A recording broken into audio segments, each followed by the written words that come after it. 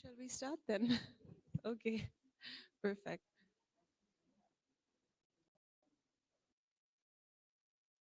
$15 minutes?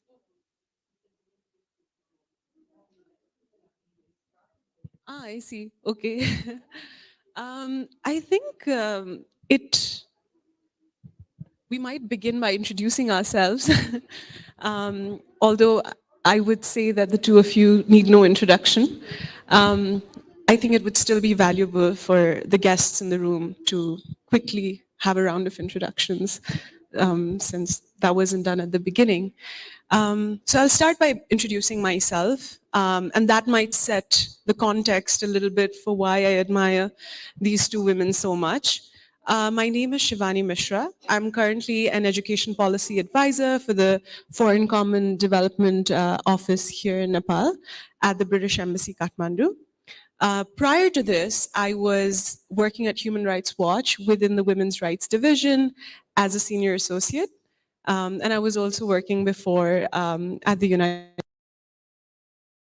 Aware of your body of work and have a deep admiration for you, for the both of you. So, Lakshmi ji, you've had a very distinguished diplomatic career spanning 43 years as a diplomat, as a former Assistant Secretary General of the United Nations, as a Deputy Director of the UN Women in the Indian Foreign Services, and you've recently written a novel, your debut novel, called Swallowing the Sun. I also have a copy. Recommend everyone to read it. It's a very well-written book. Equally promising and equally impressive career, Bandana ji here. You have had decades advocating as an activist and as an advocate for women empowerment in Nepal and internationally. You're a member of the and you've started your career in sort of the media field, campaigning for women, making documentaries about gender narratives. So I thought it would be helpful to start by asking the two of you what it takes and how important it is for women to bring forth stories about women. Your novel is written from the perspective of a very feisty young girl and woman, and you in your work have sort of, in a different universe, but have fiercely sort of worked on bringing forward stories of women. And we know that it's not always the case, especially I'm assuming when you began your careers,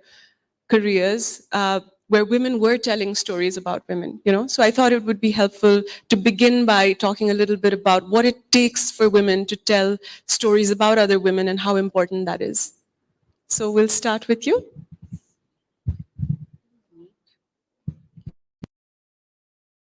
Perhaps we could get another mic or two mics.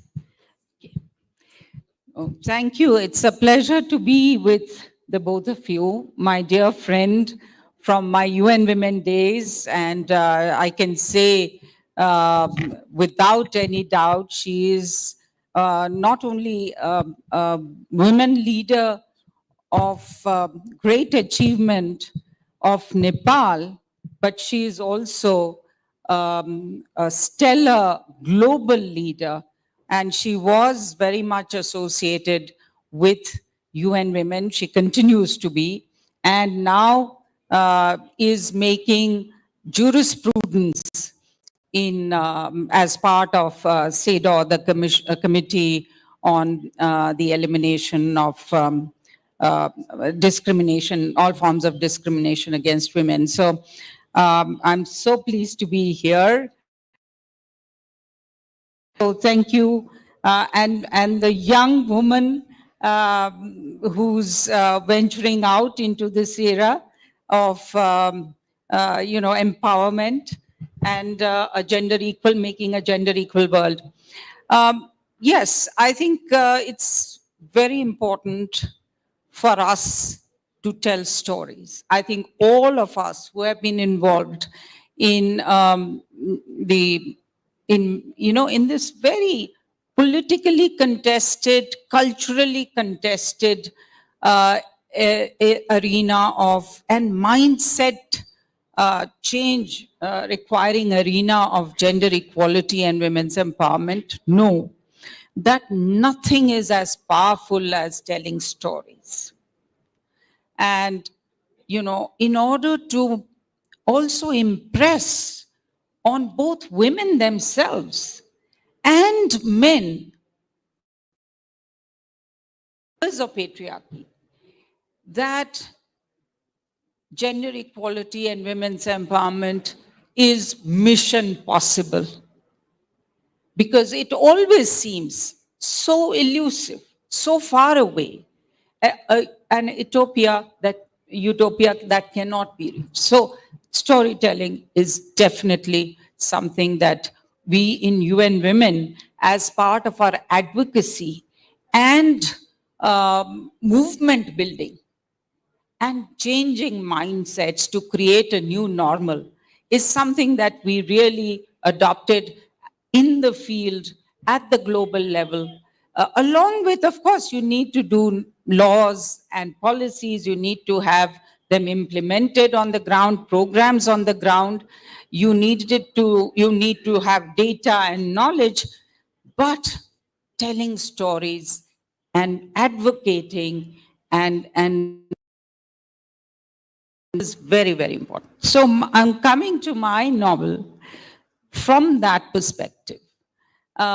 Is very much inspired by my very extraordinary mother and father, who were both feminists, and my grandfather, who 100 years ago really dreamt of women's empowerment and made it happen. So it's very much that kind of story. And if I use my dear friend Malashri Lal's poem, it is in fact a kind of tribute to them, which really captures this. May you honor your ancestors whose genes sleep deep within you, those who dreamt of freedom and kinship for little women such as you. So that's the spirit in which I wanted to reach. There was this example of a young girl and her sister being taken forward by an enlightened man who was just a farmer and a Vaidya in a village in Ratnagiri, Maharashtra, who was very much influenced by social reformers like Maharshi Karve, and who decided that he was not going to allow his daughters to be given away in child marriage and child motherhood and die early. He wanted them to get educated, and education as the liberator, very much demonstrated in this. And then also this whole idea in many parts, including Nepal, this whole idea of how girls, there is a boy preference, and so has been very much addressed in my novel. And then you also have this concept of women, once they are educated, they're being able to be anything, do anything. And also to have choices about whom to marry, about, and also being expressive of their desires. So there are a number of illustrations which I will come to, but also because this novel is set against the freedom movement, quite apart from issues of economic empowerment, issues of political participation and leadership, that women, the sheroes of the freedom movement, are very much illustrated in Malti and Kamla and Hema in this, and including Sarla. So many of these women characters, how they contributed to the freedom struggle, unsung, but they made an impact. So that's something I also wanted to show, that, as part of women can and have been and been there, done that. And then the other aspect very quickly I want to cover is the role of men. That Baba is one, and then there is Guru, there are Malak, there are other characters who rise above the patriarchal conditioning and are women respecting, support women, women worshipping. So I'm going to come to that as well. I think I stop here. Want me to continue? Right? Thank the organizers of this Kalinga festival for giving me this opportunity to share my thoughts on a subject of which I am very passionate, and of course very honored to share the panel with Mr. Puri, who I have always admired, learned a lot from, when we advocated for the creation of UN Women and how you led that as well. So I'm very, very honored. And I know she has her roots in Nepal because she was in Nepal when, as a child for 7 years, when she only spoke Nepali and not Hindi at all. She had to learn Hindi later on. So it's very, very, it's a very pleasant, joyous occasion to be able to welcome you here and to share the panel. Now, coming to whether women should be sharing their stories, I just want to share something. I will just share more on my personal experiences. I just want to share that when my grandson was 6 years old, both his parents, and that's how he was being brought up. But one day, I don't know what conversation we were going on, and he said, but women are weak, girls are weak, with a real attitude. And I was really surprised. How did he get that? Where did he get that from?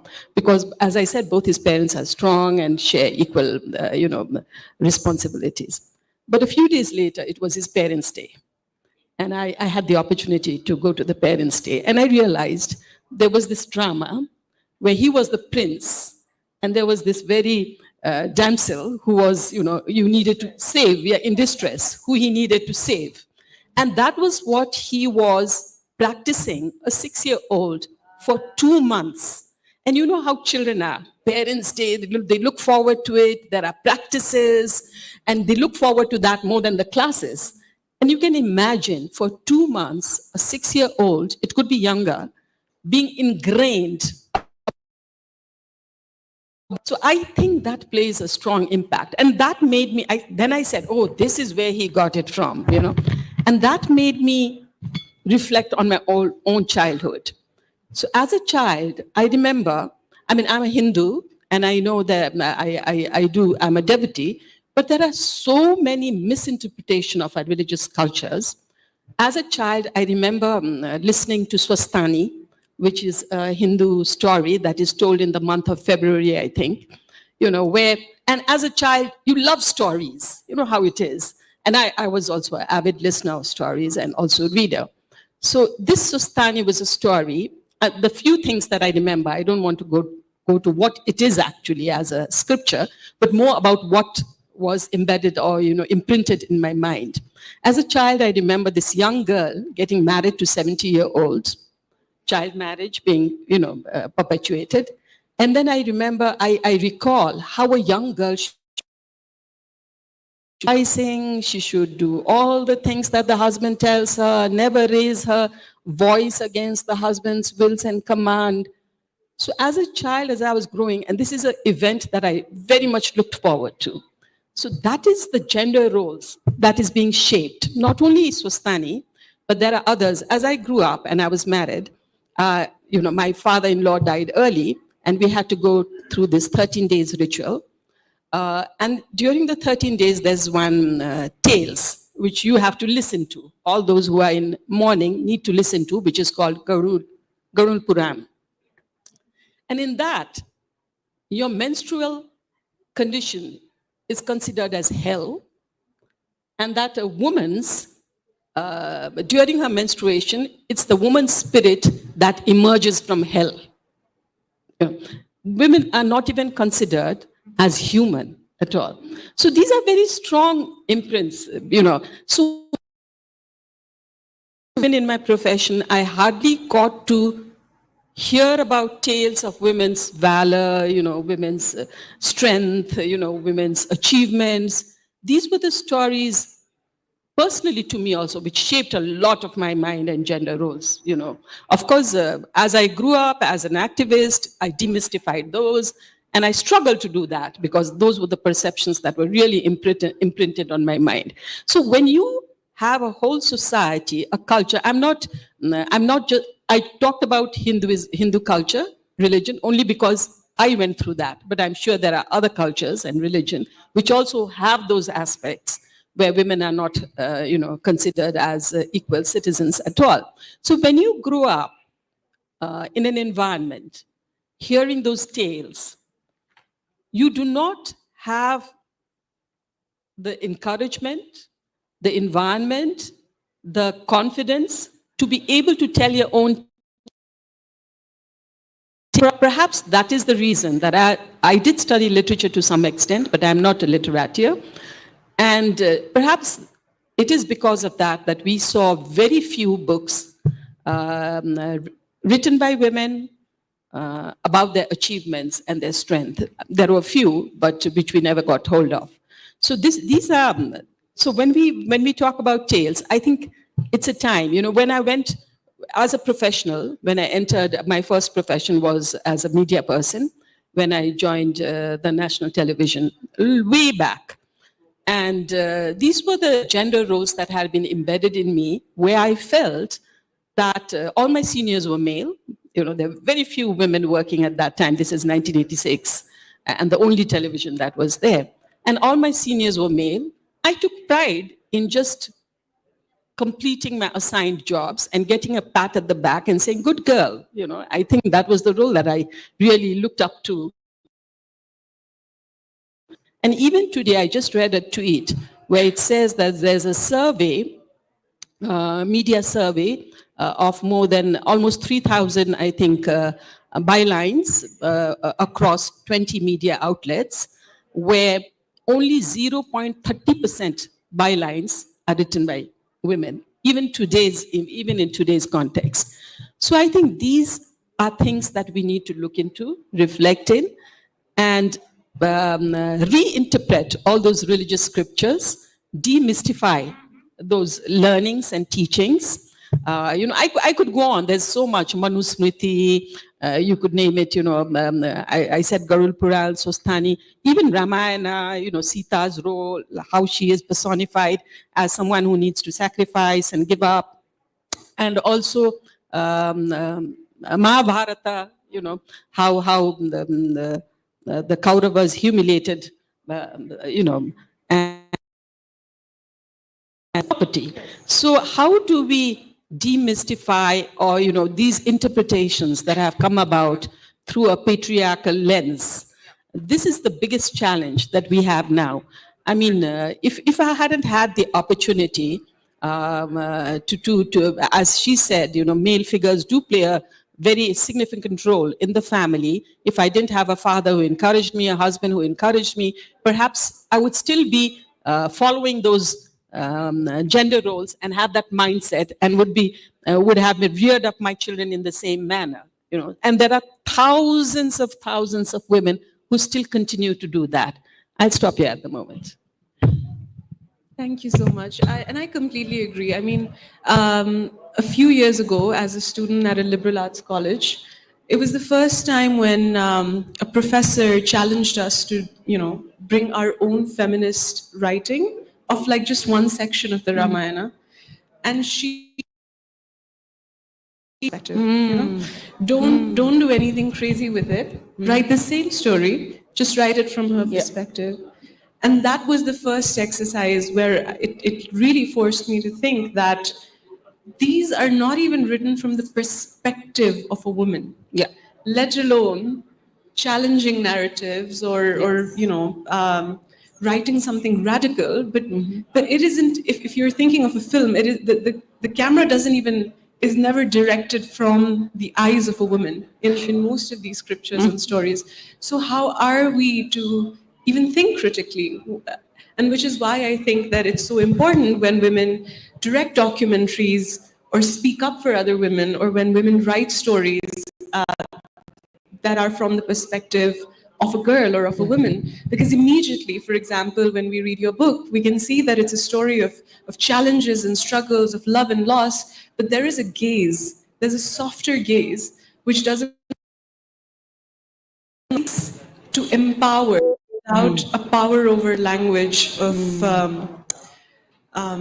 which is tokenistic, or which is it's authentic when a woman sort of has that gaze and speaks about a woman, which is why I thought it would be interesting to hear about your perspective. And thank you very much for your insights. Now, speaking about your book and the central character in your book, Malti, as I mentioned, when I was reading through it, I sort of realized that hers is a story that perhaps a lot of women can relate to, in the sense that it's that of an indomitable spirit of reaching the unattainable, of doing the impossible, of having dreams and fulfilling them. But it's hard. It's really, really hard, right? And that is a story that many women can relate to, including, I'm sure, the two of you when you started your careers. So I wanted to ask, I'm sure when you were beginning your careers, in positions that you eventually ended up, taking up spaces in, it would sound impossible.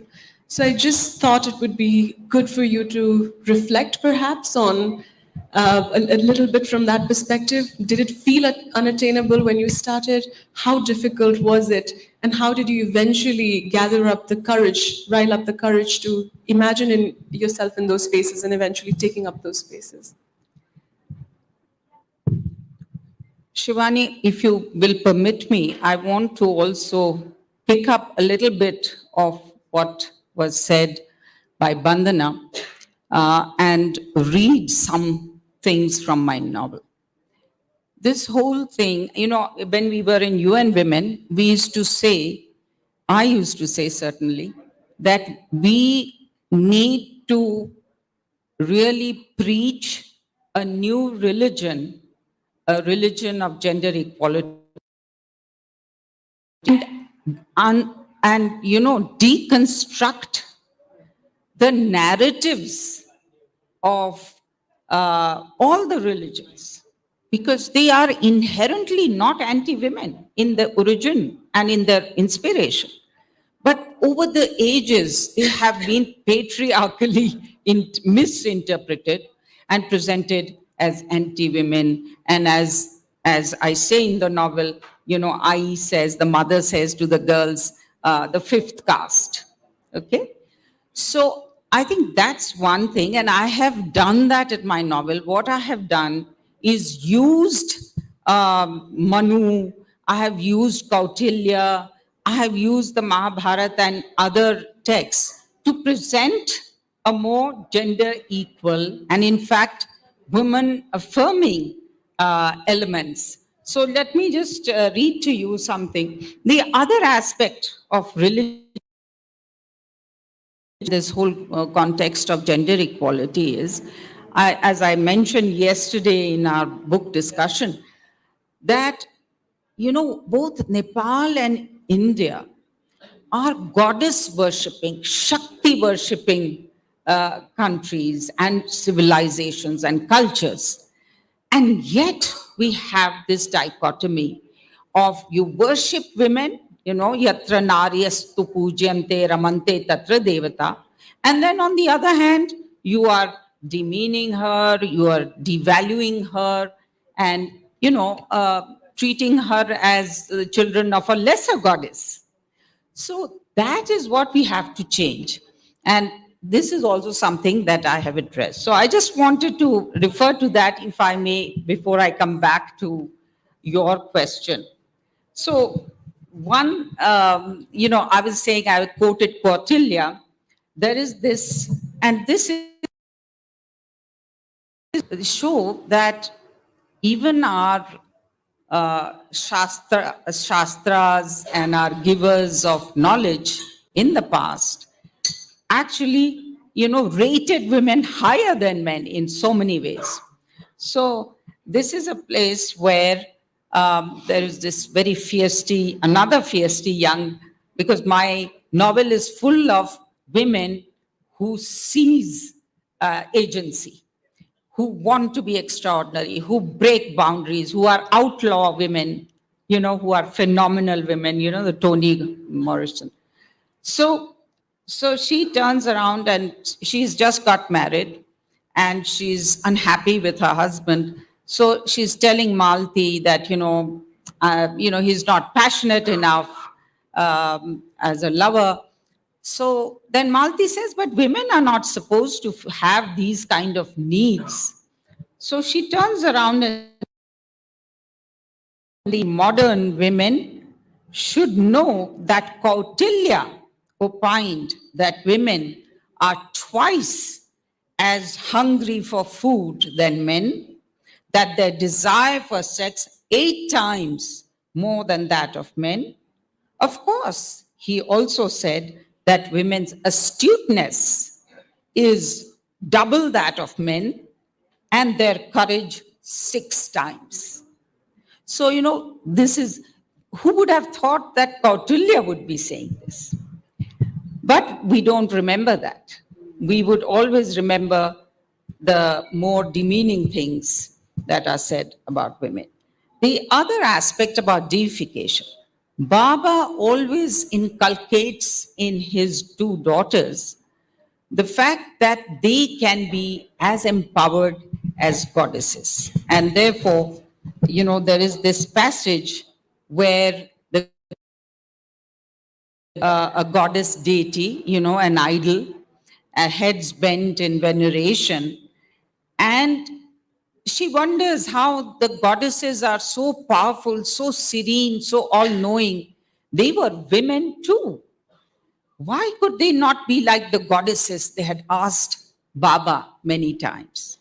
So Baba says to them, your life should be a struggle to be like them, learned and accomplished like Saraswati, happy and full of Shri, good fortune like Lakshmi, and strong like Parvati or Shakti. But how can mere girls like us be goddesses? Destiny decides our lives, doesn't it? And men. Kamla had asked, you have to make friends with destiny. The important thing is to believe in the goddesses and in your innate ability to be like them. Then, in time, their light and glory. And then he says, there will be men like me who will help you conquer your destiny and be like the goddesses.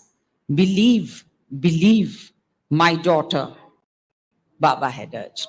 So this is the other aspect that I wanted to highlight. And then Guru, her friend first, then lover, and later husband. But before, as a lover, he sings a worshipful song. He writes a poem. And that poem, I just wanted to read some parts of that. Madhumalti, you are the goddess installed in my temple's sanctum sanctorum. To the exhilarating heartbeats of celestial drums, my fevered chanting and joyous limpid songs, you accept me, my whole life to you. And then he goes on to say, I will in turn shield you.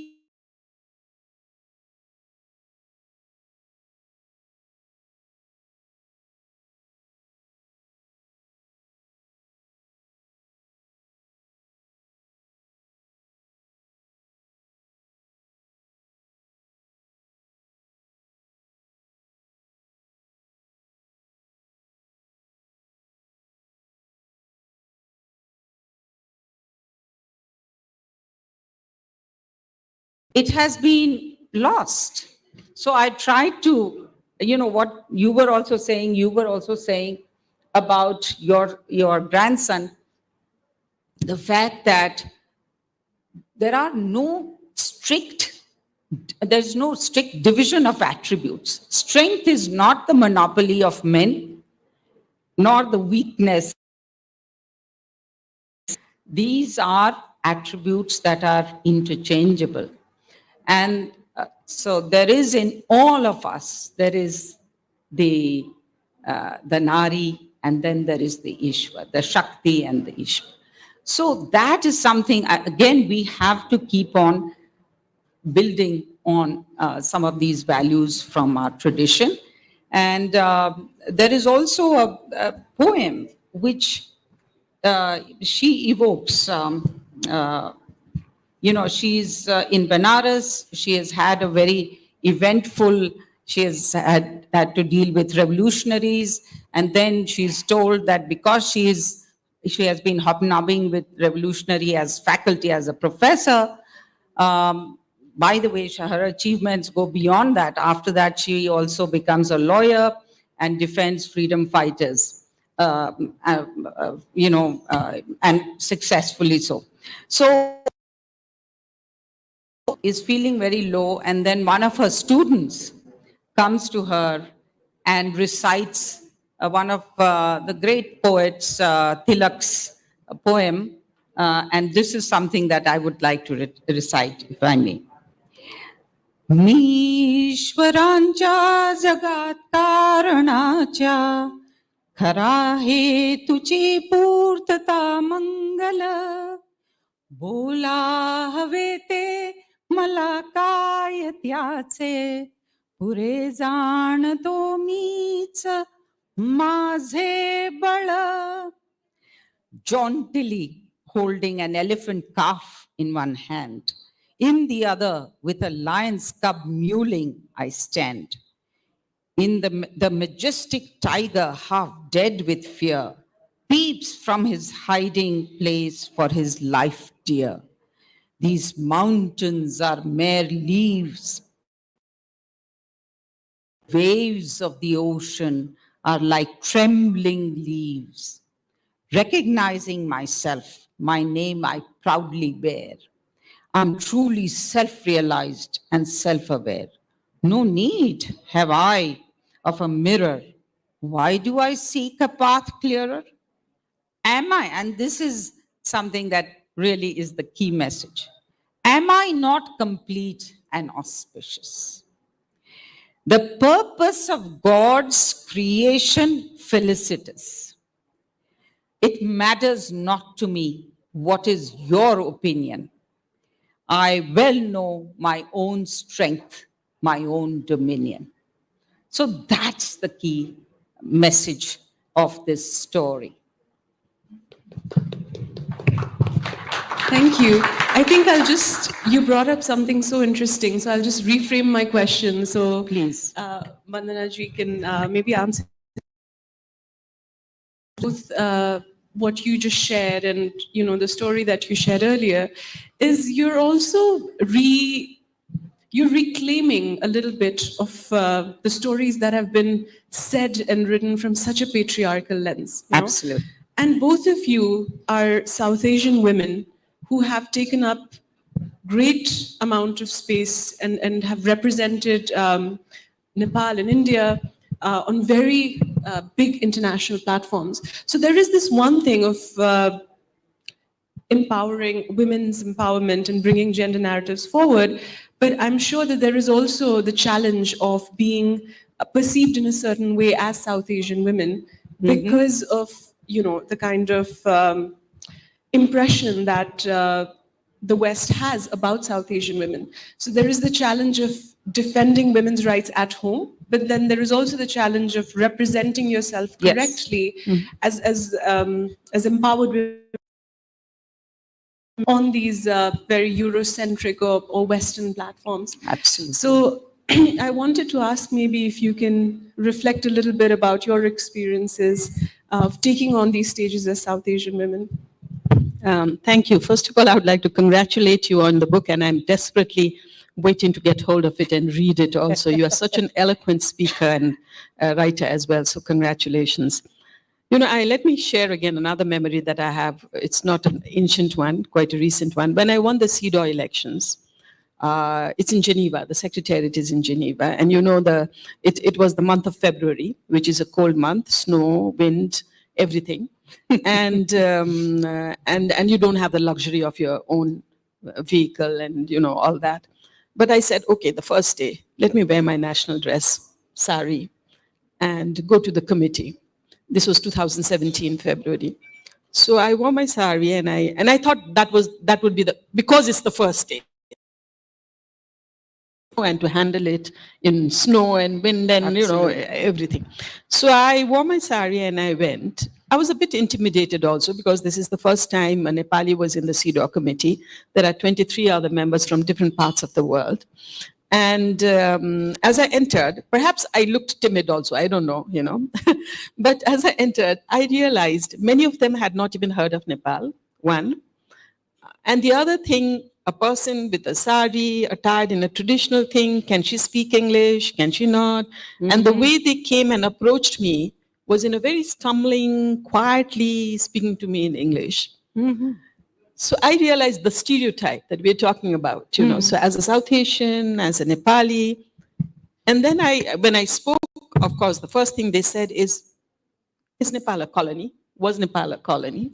Oh. You know, it was. So that's the first thing that they ask. These are others. I mean, I would want to name a few of the members of there. But then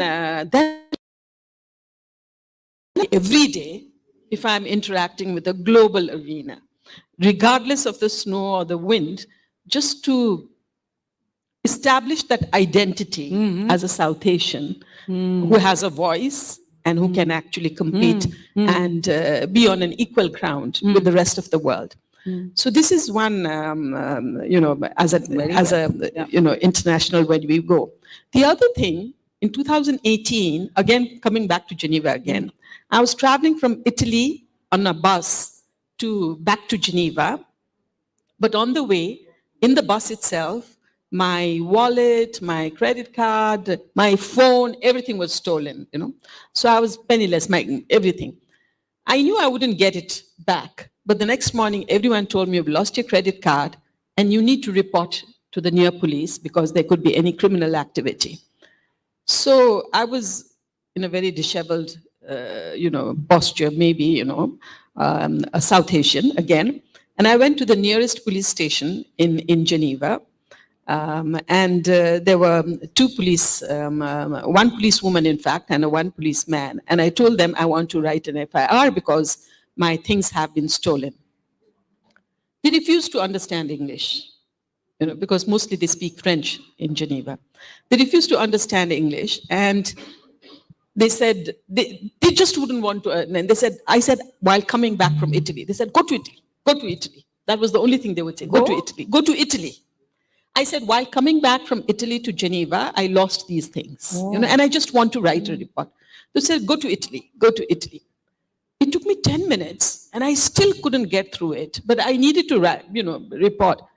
Then I suddenly realized I have my ID, UN ID. I even forgot that I have my UN ID.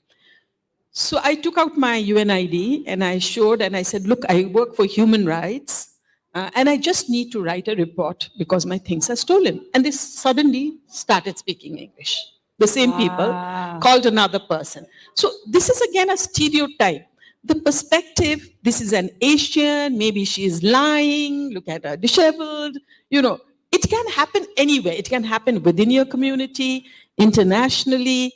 But I think in my 30 years of activism, as I'm learning as I grow, you know, my activism, I feel that the strongest obstacle to gender equality is the stereotypes, is the mindset. Absolutely. Because that's what, whether you are a judge, whether you are a journalist, whether you are a literati, a writer, you know, first and foremost, the stereotype mindset and attitude and how you are perceived is the strongest obstacle, you know, even when in a decision-making positions. So having said that, coming back to my profession and my role now, in the CEDAW committee, it's a convention, as you all, some of you may know, it's a convention. So every state parties have to report on the progress that they make in ending discrimination against women. And then we can draft, because this was drafted in 81, it came into effect, it has 16 substantive articles. the state parties interpret it the way they want it, to suit their religion, to suit their, whatever, practices, principles. So the CEDAW committee is mandated to draft a general recommendation, which is detailed directions given to state parties as to what a certain article means and how they should include those in their reporting. So for me, there are already, the 40th general recommendation is being adopted this October. It's on women's participation in decision making.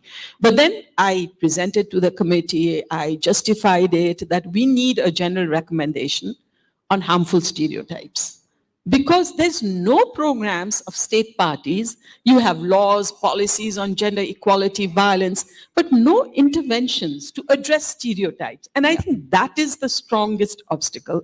So I'm happy to say that the CEDAW committee has already decided to draft a general recommendation on harmful stereotypes starting from February 2025, which hopefully, because I have just won my third term and I'm going to be in the committee from 2025 to 2028, which hopefully I will be leading in the drafting. And I hope that will be, that way we will be able to at least hold state parties accountable to these stereotypes. But earlier, I just wanted to add a little bit. Earlier you said, when you all started your career, what was your aim? What did you think of? And I wanted to, when I started my career, I don't think we were even taught to have an ambition. I really didn't. I just wanted to perform my role well, be appreciated by everyone, be liked by everyone.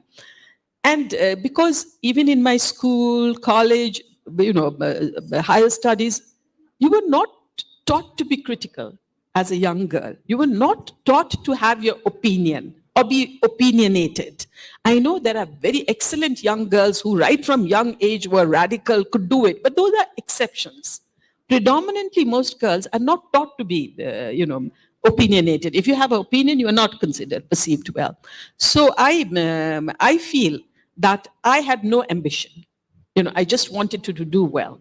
It was just that while I was working, in 1988, I had the opportunity to go to Netherlands. Sometimes the international exposure also helps you to understand. And I feel that at the early age of, younger than 25, I found my own identity and voice because I was there told to be critical. The professors would present a certain theory and ask your opinion, which I found it very difficult to say. I mean, if they told me to memorize, I would memorize it fully.